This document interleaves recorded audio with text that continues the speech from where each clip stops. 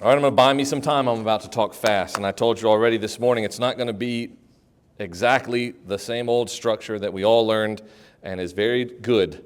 Today we need to talk about something specific. We need to talk about something pertinent. And we need to use the last 2 days as an example of what Jesus was talking about and why he was chastising people who were supposed to know better. So I want you to take your Bible this morning and turn to Matthew chapter 16. Because we're going to talk about what Jesus mentions in this passage when he talks about knowing the signs of the times. And we're going to look there in Matthew 16. We're going to look at what Jesus says to these church-going folk, to these people who are requesting certain things from him. And we're going to recognize that we are they. And when he was angry at them for not recognizing it, he's also angry at us. And I want you to hear me say that one more time, because I might say it a couple of times. And I say a lot of things today. I want you to know all of them I say unabashedly. I had to make sure I was using that word correctly. What that means is I'm not embarrassed to tell you this. I'm not ashamed to tell you this. I'm not ashamed to tell you things like, I literally care that your marriage succeeds. And I literally care that you as a person are doing well. I know that, well, of course you have to. Well, maybe not, because there may be a whole host of people that you don't care about. But if you're in this room by the nature of God choosing to send you here, by default, part of my creation was to give a care about you. That just happens. My wife can tell you the stories if she chooses to, about how my heart breaks when I see people hurting through something I have a solution for. But I can't make you do it. I can't force you to. You're not my kids. And in fact, they're old enough now, I realize I'm not forcing them to do anything either. I pray they make the correct decisions, but I care, unashamed, I'm telling you, I give a care that you're doing well. I care that your faith is growing, that your relationship with your spouse is blending together more and more every single day. I care enough that my life's goal is to emulate Paul when he said, if you don't know what you're doing, do what I'm doing. And I want to be able to tell you that. I want to be able to say, you know what, if you think your marriage is falling apart and you want to get it right, copy me. Love her the way I love her. And you, ma'am, you love him the way she loves. I want that. And I don't know how to follow Jesus. I don't know how to do. One of the greatest, it's his story to tell. I don't want to tell. One of the greatest things he said to me wasn't the atheist thing. That was great, though. It's when he texted the whole group of us, the whole family group, and he said, you know what I've learned? Talking to people about Jesus isn't hard. But how many of us don't do it because that's what we believe? So I'm going to say difficult things to you today because they're difficult for me to hear as well. And the first one is, when you find Matthew 16 and you read through verses 1 through 4, as in many other places, I want you not to hide the ball. Jesus is angry with the people who are talking to him. He's angry with them because they know so much and yet they know so little. And so look with me, Matthew 16. And let's look at verses 1 through 4, and then let's just do a little reflection about the past couple of days. Here's what the Bible says. The Pharisees and the Sadducees came up to him. These people are experts, by the way, in everything biblical during their time. They are us.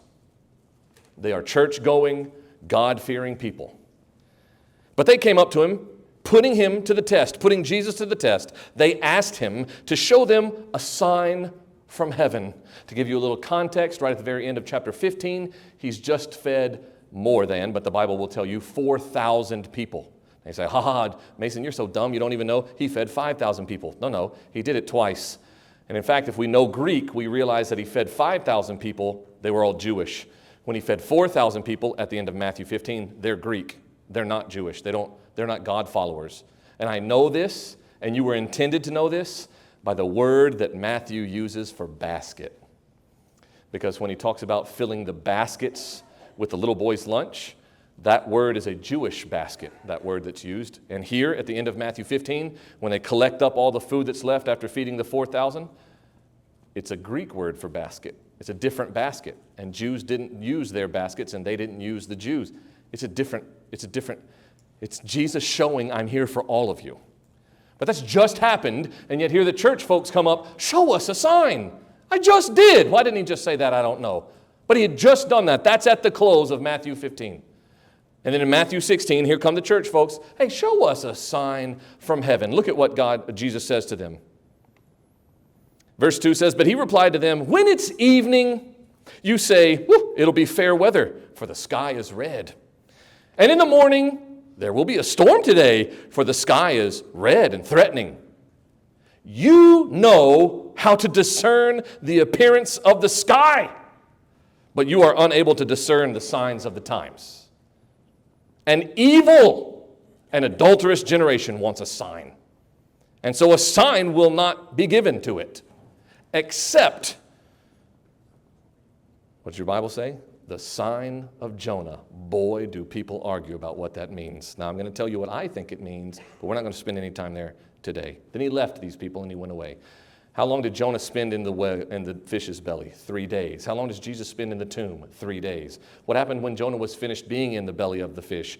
He came out. What happened when Jesus was finished being in the tomb? He came out. Thus, the sign of Jonah, that Jonah then becomes a preview of what Jesus was going to do in the tomb. Is that universally agreed as to what that sign means? No, not even close. But there's a lot of argument back and forth, and that's what your preacher thinks it means. But that doesn't matter for us today, because today I just want you to see what Jesus says. How many of you know the saying, red sky at night, sailors delight. Red sky in the morning, sailor, take warning. We have a phrase for what Jesus is talking about 2,000 years ago. He says, you know enough to look at the sky before you go to bed and go, oh, it's red. Weather's about to be good.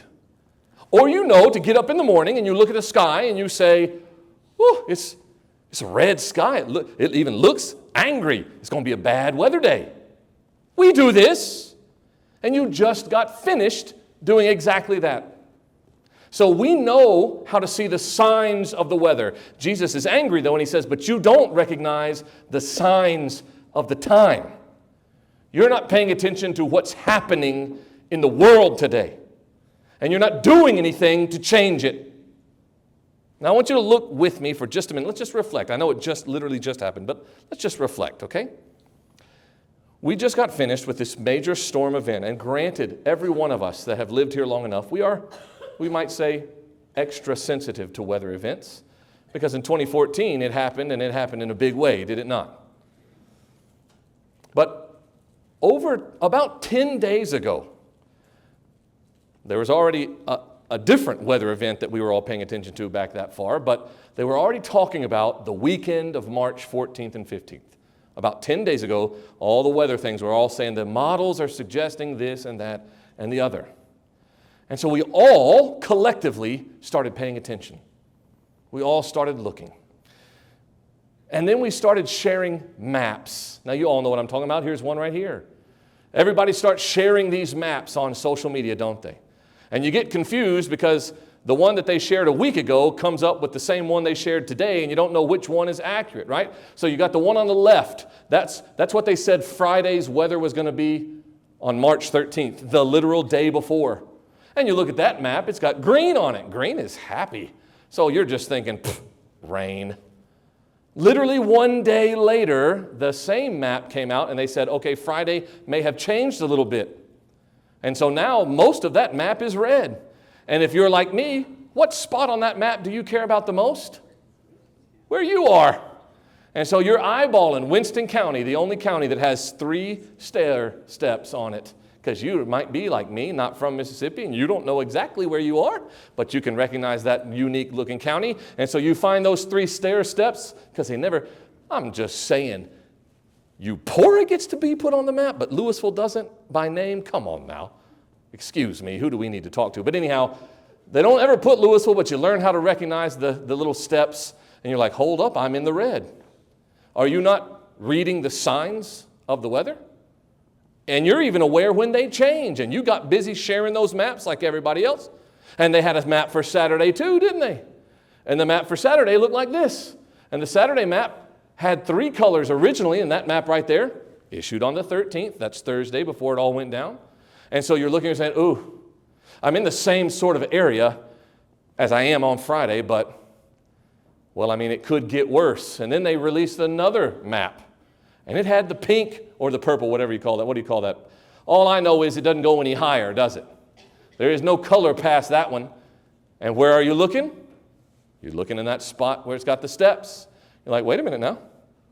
Winston County is in the purple area. And so as these things changed, so did your plans, didn't they? You might have been planning to go somewhere, do something, and all of a sudden we change our plans based on what we saw. We started sharing and resharing these maps. We were responding to new information. And this stuff changes all the time. And yet there we were, like clockwork, sharing these maps, sharing that guy who wears suspenders on the weather and him talking about, listen to what they said. Oh, look, I see this Weather Channel said this. Oh, we all are talking about the weather. We're all suddenly amateur meteorologists. And it's changing constantly. For 10 days they're talking about it, and even as we get there, it gets closer and closer. Look, here's what they said Saturday was going to look like the first time. This is on the 11th of March. That's the map on the 11th. Now, understand that for us, every one of these maps is wrong. It rained. That's it. But here's what I was told, right? And that map looks remarkably less threatening than the one they finally ended up on, doesn't it? On the 11th, it was, hey, maybe ever so slightly it might be some bad weather, but no big deal, it rains all the time. And then the day before, on the 14th, Friday, when we're in the red zone for Friday, they shared this. And they said, this is what Saturday is going to look like. And you're like, uh-oh, it turned red. Well, that's a little bit worse. Maybe we won't go to Starkville on Saturday. I mean, I was planning to, but maybe not. Maybe we'll stay home, or maybe we'll just, we were going to go eat Chinese food somewhere else. Maybe we'll just eat Chinese. I don't know, but you maybe start thinking about changing your plans. And then Saturday morning you woke up and this map was splattered over social media and you thought, like I did, uh-oh. The last time I saw that color where I live, I can't help but remember I spent a long time with relief crews and cleanup teams. So everything begins to change, right? They're just sharing and sharing and sharing. And so what else do? We start communicating with people. Hey, I know we were supposed to have that baby shower, but are we still having it? Hey, you said you were going to travel to Tuscaloosa Saturday. Are you still going? We start communicating with people. We start asking questions. We maybe start checking on people who are in areas so I care. Oh, don't show that one yet. I care only about that stair-step county because all my chickens are in that place. But my sister-in-law lives in Hattiesburg, which is also in the purple place. So maybe I want to call and check on her. Maybe I start reaching out to people, or I know somebody that lives in Meridian, or I'm asking my daughter-in-law, hey, is your family going to be okay? Hey, is your family okay right now? We start talking about the problem. We're paying attention to the weather, right? We don't just stop there. We start asking for status after it's over with. Hey, how did it go? Hey, are you okay? Hey, do you need help? And we don't just ask people, do they need help? We begin to offer the help. We begin to just do it without even being asked. Or we start asking for it and receiving it. If something's needed to be done, we might just do it instead of being asked. We start responding to the signs of a threat. And we begin to take action. And Jesus recognizes this in them. He says, you guys know that much, don't you? You know about that. You know about the sign of the times when you're talking about weather. But what about the fact that an entire generation is literally coming apart at the seams because the best way we've decided to raise them was by sticking a device in their hands and giving them unfettered, full access to the absolute perversion that is the internet? Now, every parent in this room, understand that if you're an old geezer, okay? If I'm your son's age, you don't know about this. You didn't deal with this. The worst thing that you dealt with was if your kid sits too close to the TV, their eyes will go bad. Remember that? Hey, don't sit that close, you'll go cross-eyed. That's what you worried about. You didn't even have to worry about what was on TV, because what's the worst he's going to watch? Leave It to Beaver? Wally? Now you cut that. Is he on that show? I didn't watch that. But I mean, he did. If I wanted to watch TV with Pops, it was going to be a NASCAR race, or it was going to be the Discovery Channel. I've seen every lion in the Sahara eat every zebra, and I've seen it. I've seen it, okay? That's what we watched all the time. And when I got home from high school, it was Teenage Mutant Ninja Turtles. It was Batman. It was the X-Men. By the time I'm slightly more developed and grown, and puberty's kind of worked his way through me, then all of a sudden they start making these cartoons called Beavis and Butthead. Now, I know you didn't think you'd ever hear something like that said in this church, but it exists. I sort of kind of grew up on it. Crude for the sake of being crude. And then on Nickelodeon, the channel that we were told if you owned cable, you can just let your kids watch this. It's all kid-safe stuff. Out comes a cartoon called Ren and Stimpy. Do I have anybody in here who knows about Ren and Stimpy? All right, Michael, it's you and me versus the world. Oh, no, I got a couple of, okay. Ren and Stimpy. Crude. Watch it now. You'll be like, what? You going to put your 5-year-old in front of Ren and Stimpy reruns? No! But we were all, we're 17, 16 years old by then. Mom and Dad ain't worried about that anymore. They're worried about me driving and killing myself or doing whatever else. So I mean it on purpose. If I'm your kid's age, you don't know what I'm talking about. But if you got kids my age or you got grandkids my grandkids' age and anywhere in between, I'm talking to you. You have literally set them in front of the gates of hell and said, take care of yourself, I'll be back later. And you're addicted to the same thing they are. Because you got it in your pocket right now. Or you're holding it in your hand. But I use it to read the Bible. Stop. Buy a Bible. Quit using your device to read the Bible. You know why? I can change what shows up on that device. And if you think they don't care, you think the devil ain't playing that game, then explain to me why a drunk driver hit my son in a car when my son was there to talk to drunk drivers. He is in every little detail, the devil and the Lord. The devil wants to scheme his way into ruining what God has said will happen. And so every big thing and every little thing, it happens the way it's supposed to, but that's not for want of trying. The devil very much wants to own every little person and every big person in this room. Let me just share with you some of the things you might not know, okay? It's my job to know this. It's also your job to know. Here's the sign of the times. Who's in the nursery right now? Casey and Ashley. They got kids, don't they? And are they watching somebody else's kids? Maybe so. Now, this isn't your problem. This is our problem. Because they're who will be president. They're who will run this church. They're who will be in charge of this community. Well, so it won't affect me, so why should I care? You selfish piece of trash. If the gospel was only for you, then why does the earth keep spinning? Because it's not only about you. It's not only about me. Listen to what we're doing to our children. By the way, this is all scientific. If you're boring enough that you want all the hardcore details, I'll give them to you later. I'm not going to spew that on you right now. When our children are allowed to use technology, here's what we're signing them up for. Scientifically, it's proven they are increased now at that moment to have childhood obesity. They are scientifically shown that they will have lower self-esteem and a decreased social development level than any generation before them. They have a drastic reduction in their attention span, which was already bad enough thanks to TV and other things. But right now, the average attention span of somebody around Ada's age is 8 seconds. 8 seconds. And yet Ada has to sit here and listen to me talk for like an hour. God bless you, child. You're doing a great job. Their dopamine receptors are hot-wired. They become educated to expect only instant gratification all the time. They show addiction-like behaviors, and subsequently, their addictive tendencies increase towards other areas, a la alcohol and drug usage. They are at a heightened risk for exposure to cyberbullying and online predation.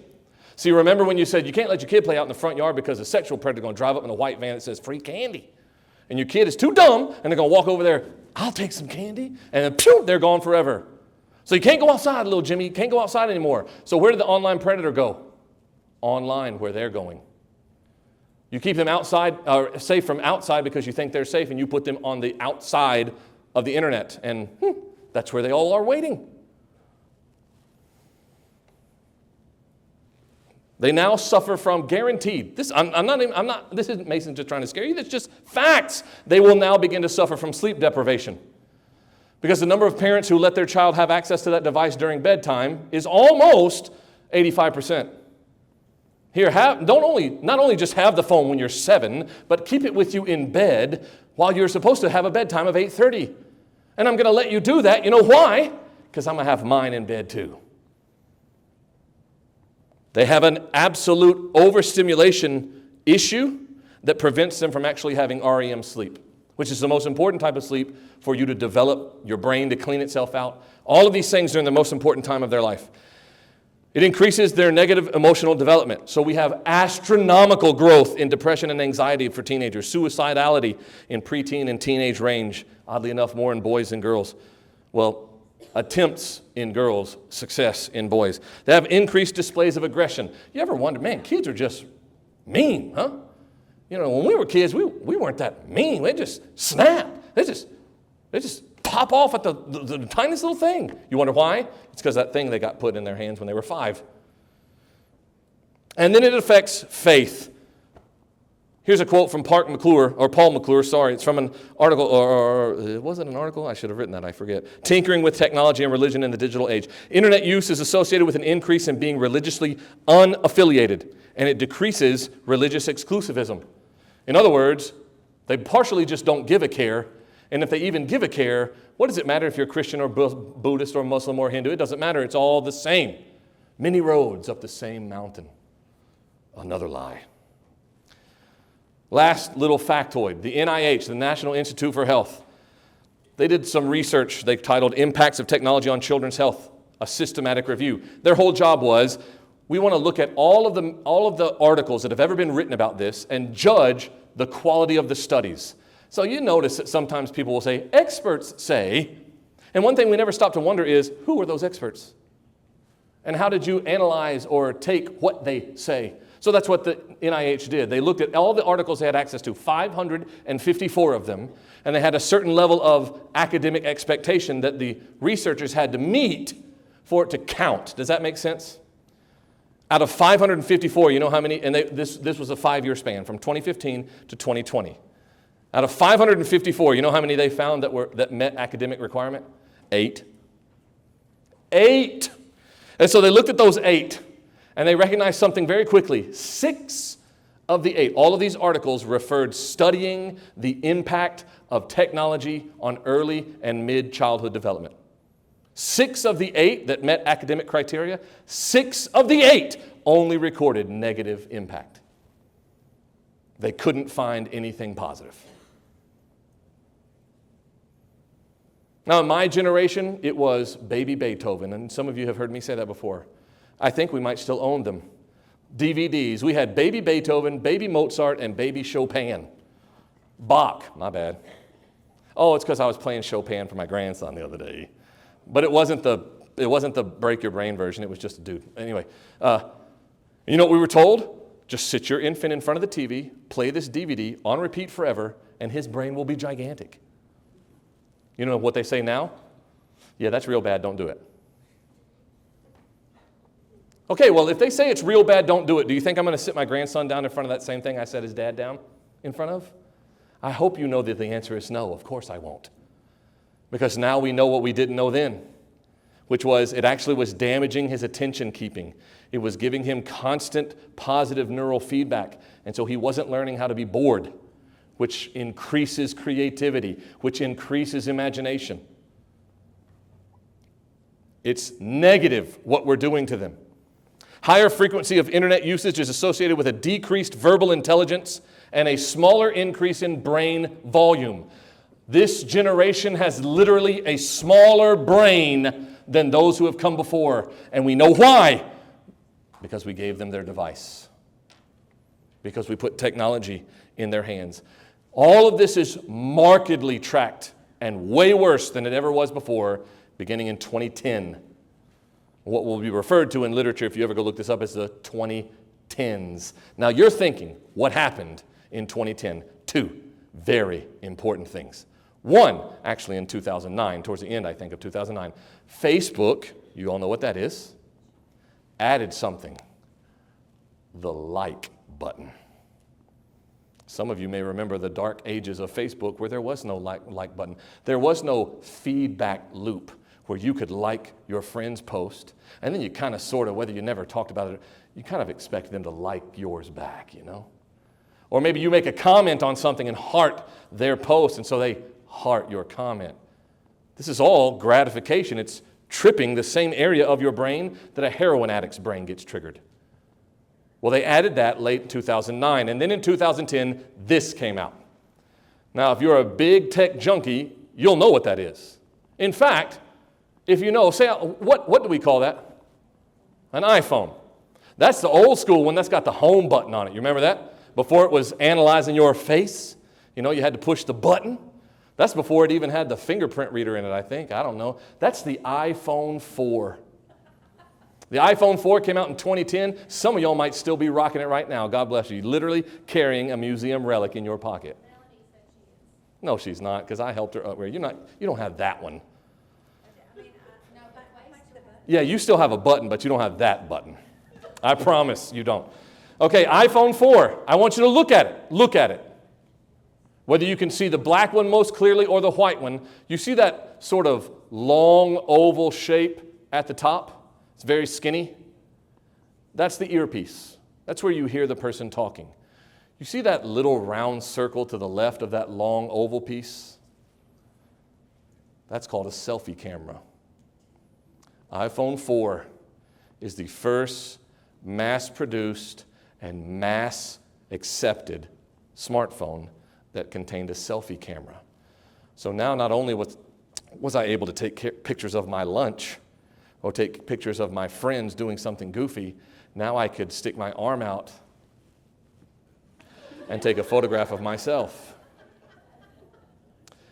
And then somebody could comment and say, my dog is cuter than that. And so then I needed a filter to be created, to take the wrinkles away, make my beard less gray, and maybe give me a little bit more hair, because maybe I'm self-conscious about that. I'm not, but maybe I am. And then I take another picture. And then somebody comments, you look fantastic. Everything they see is fake. But now I think I got to live up to that. In 2010, the rise of anxiety, now this is all self-reported. Self-reported, meaning this is research that looked at, I just ask you, hey, how do you feel emotionally? And I give you some options. In 2010, major depressive episodes rapidly began to increase. Internal disorders, and those would be things like anxiety and depression, things that you deal with in here, followed the same pattern as the mental decline. And when looked at more granularly, anxiety and depression affect Generation Z more than any other generation alive on the planet. Why? All signs point to that. Nothing is not for sale. And you can't even look like you anymore. Now, you don't have to say amen. I don't really need you to. But ladies, some of you know what I'm talking about because you don't share a photograph of yourself unless it's got a filter on it either. Okay, ain't nobody trying to look like I ain't wearing the right kind of makeup. Ain't nobody trying to look like my hair ain't good. I'm not trying to show anybody I'm getting crow's feet. Now, do you know why it's not as big of a deal for you? Because the front part of your brain is fully functioning. But to all these children, it's not. And they can't separate reality from deception the way you can. But let's be honest, even we have trouble. Also in 2010, self-harm and suicide climb at a rate that almost reaches epidemic levels and hasn't ever been seen in recorded history before. And it continues to rise. By 2015, 1 in 5, and that's 5 years after that became the standard, because if you're not familiar, if iPhone does it, every other phone company follows suit. Okay, so some of you might look at that iPhone and notice in the upper left-hand corner, there's still something called a headphone jack. Okay, that's when you could plug your headphones into the phone. Who's going to take that away? They did. And when they took the headphone jack away, every subsequent phone release had their phone jack taken out as well. They implemented something called Face ID, where you don't have a button on the home screen anymore. You just, and it looks at you, and the government's like, yep, that's you. And then it unlocks your phone for you. And then every phone after that was like, hey, we have that too. But that camera changed things. In 5 years after that camera became the standard, 1 in 5 U.S. girls self-reported that they use social media more than 40 hours a week. 20% of teenage American girls had a full-time job of lying to their friends and family that everything was okay. Because you and I both know you don't go on social media and say, I woke up today, I've fallen off the wagon, please help me, I'm struggling. You don't post that. You post.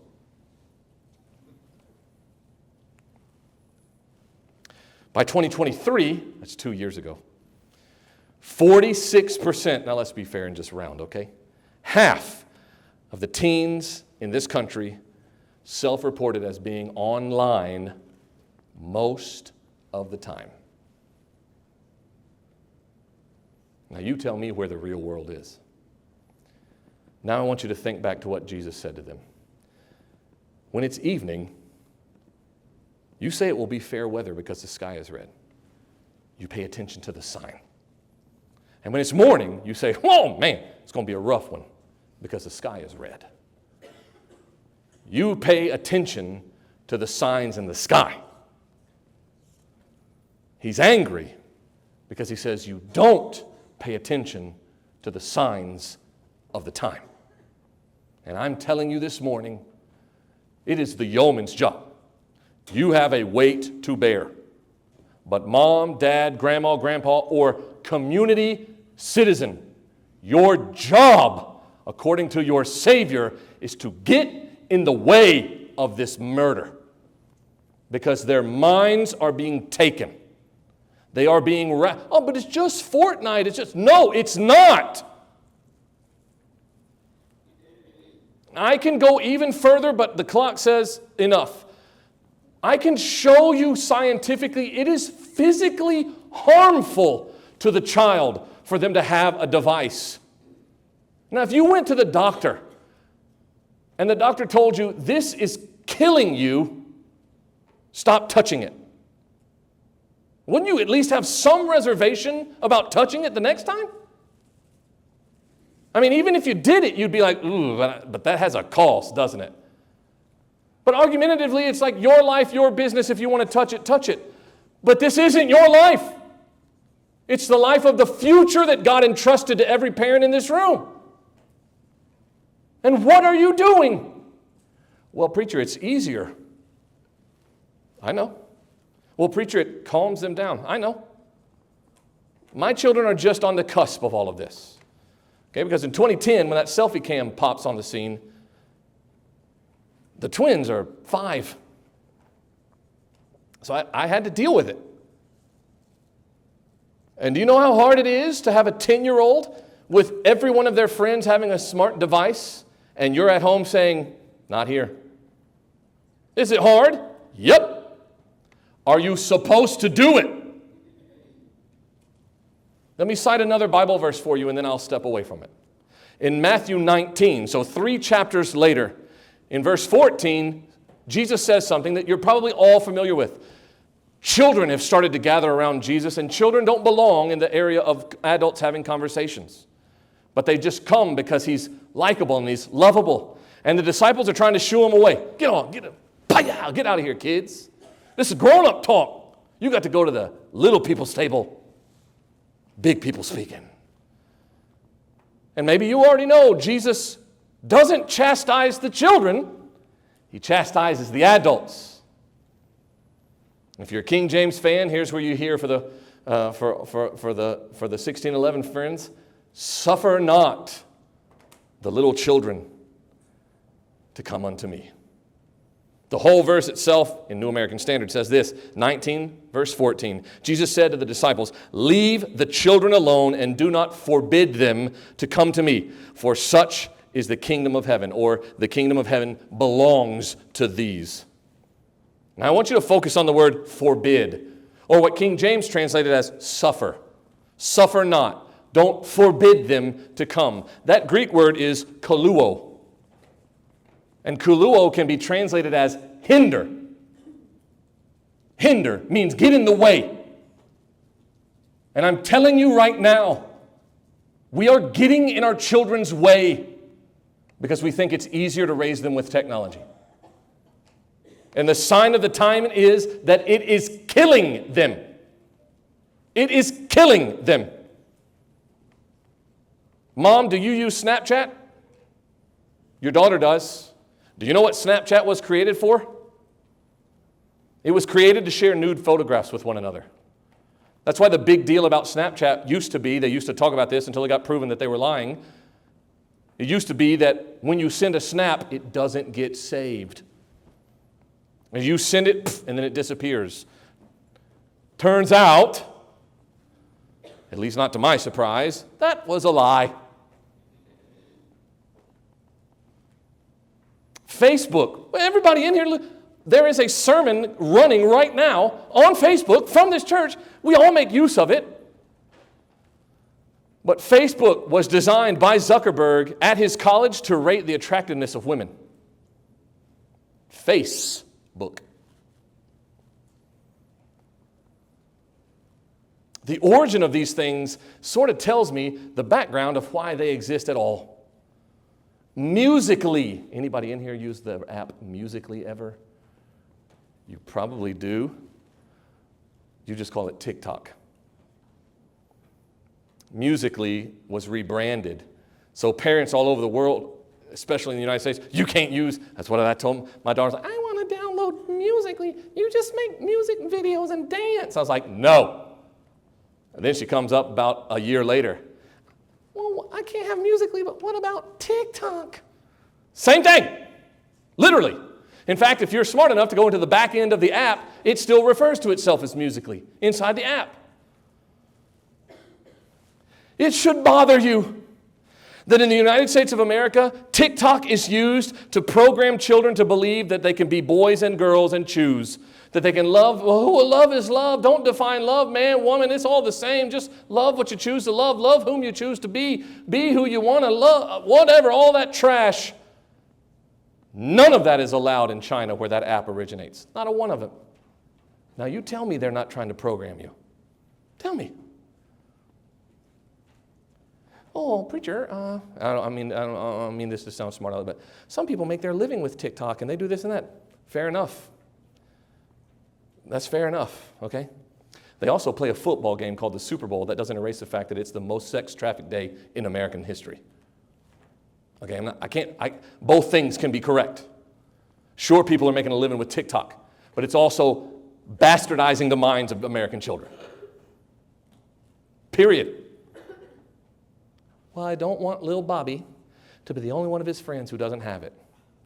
So you want him to die with everybody else.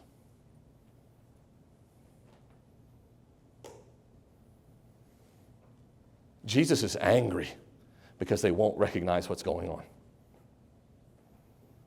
You say, oh, well, he's angry because they're Pharisees. He tells the disciples that only what comes out of your mouth defiles you, not what goes in it. And the Pharisees balk at that. And Peter says, don't you know they hate you for what you say? And Jesus says, at the end of things, my Father will pull up all the weeds and they will be thrown out. You leave them alone. They're blind. And blind men leading blind men, they both fall into a pit. Peter looks at him and says, explain that. And in modern English translations, Jesus' response is, are you still so dull? But let's be clear. You know what Jesus looks at? Peter. Like Peter. He looks at Peter and he just said to him, are you still so stupid? Jesus is a man of passion. And he is passionately angry with these people for not recognizing the situation they're in. Now, in their situation, the point was the Messiah has come and you guys still want to see a bunch of magic. Recognize what's going on. Because you're smart enough to tell what the weather will be like, but you can't tell that the Son of God is here and standing in front of you. Well, the same thing is true for you and I today. Our children are being robbed. Recognize it. Feel guilty about it. Good Lord. If they're on Facebook, if they're on Snapchat, if they're on Twitter, if they're on Instagram, if they're on Fortnite, if they're on, what's another one, bro? YouTube, TikTok. What's another game that all these, even Minecraft. If they're unsupervised, then do you know who they're talking to? Oh yeah, I see them. I see them on the screen. There are enough of you in here who have enough access to TikTok to know that there are filters that will make me look like a woman. And I can talk the whole time and it will still look like that. You think they're not coming after them? They know Rayleigh's name. They know Braylon's name. They know Macy's name and Nathan's name.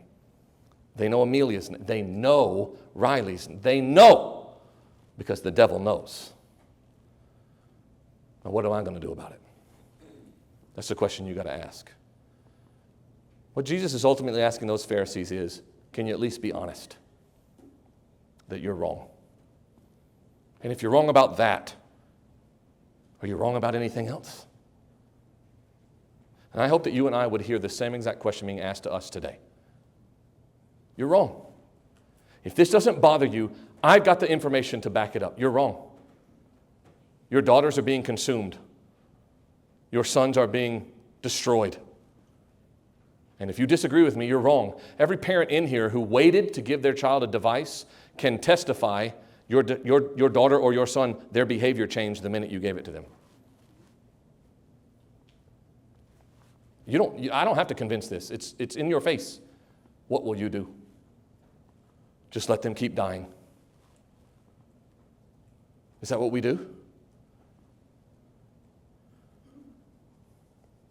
I don't figure what I've just said makes me any friends with people who disagree. But I would just say to you that when Elijah was called as a prophet, God told him what his mission was. And he said, you're going to be a watchman. And I'm going to put you on the wall. And your job is to warn them that trouble is coming. Thus you have been warned. And God said, Elijah, did I say Elijah the first time? Because it's Ezekiel. If you could have made their name start with different letters, it would have been so much more helpful. Ezekiel. Said, Ezekiel, I'm putting you on the wall. You're the watchman. You tell them trouble is coming. If they don't listen, that's their problem, not yours. If they do listen, great. And then he said, but Ezekiel, I'm putting you on the wall. If you don't tell them that trouble is coming, that's on you. Look me in the eye. I don't want it to be on me. I care about you. I don't want to overplay my hand when I tell you that I love you. I care how your marriage goes. I care how your life goes. I care how your career goes. I care about you. I love you. But you need to know we are letting them die right in front of our faces. We pay a lot of attention to the weather because it's threatening. This is the biggest storm our culture has ever seen. What will we do? Maybe that's the next question that we need to answer. If enough of you are interested in that, we can meet up here. We can talk about it. You like reading books? Go right now. Go to Amazon. Put in your cart, The Anxious Generation. Now, I'm just going to tell you, it's written academically. It's got a bunch of charts and a bunch of facts and a bunch of stuff. Read it. And it needs to burn. But nothing needs to be read more than this. Do not hinder them to come to me. Well, because I'm too busy on Facebook, I'm hindering him. Or I'm hindering her because I'm not paying attention. Open your eyes that you might see. He who has ears, let him hear. May God speak to you the way you need to hear what has been said, and may nothing else have been heard. Would you pray with me? Almighty, I give these things to you. Do with them as you will, and may all things be known. The truth is shared and the light is shown. May we be given then in Christ the courage to walk.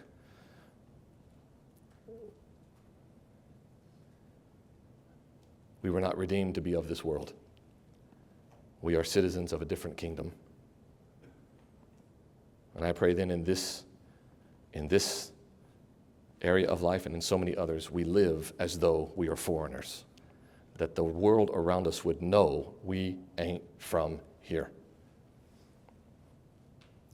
All glory and honor to you. Amen.